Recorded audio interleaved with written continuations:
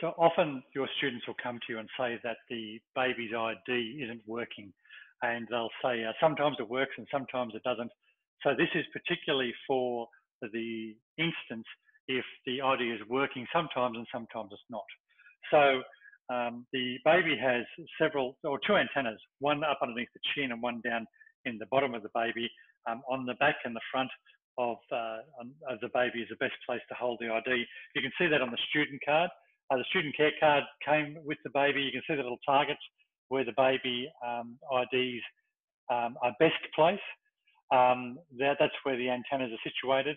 And so when they pick their baby up, now that can be, student care card can be downloaded from our website if you haven't got it, virtualparenting.com.au. Go to the Teachers Help page and it's on there.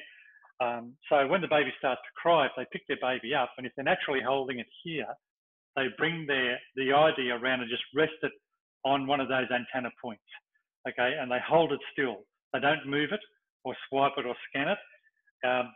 Sometimes they can get confused and think it's like a barcode scanner at Woolworths, but this is a baby ID.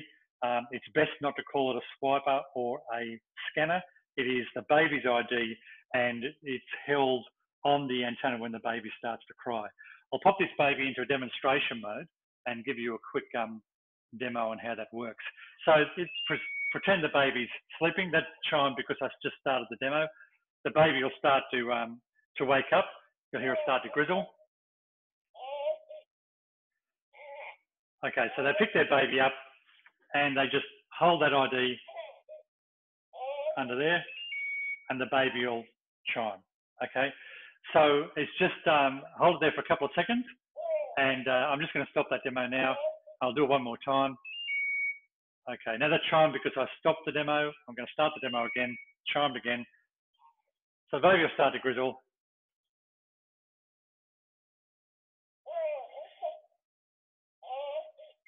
Okay, we just hold that under like that and the baby chimes. Okay, the other thing that you need to know is when the baby starts to grizzle like that, it needs the ID. Okay, if you hear the baby screaming, and that's because the head's been dropped back, the ID won't work. If you hear the baby screaming like this, okay, that screaming sound means that the baby needs to be rocked.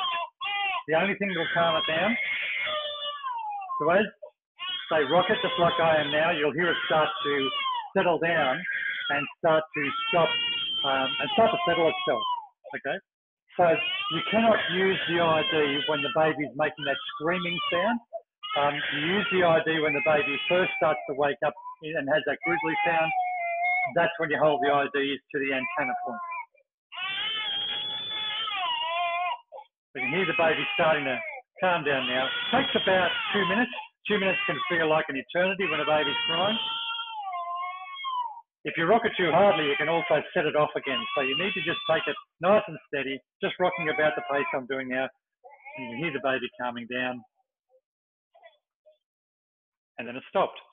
So the two rules are when the baby starts to grizzle and it wakes up, you need to pick up your baby and then hold the ID to the contact point. That's a bit loose on my wrist, but hold the ID to the contact point and the baby will stop.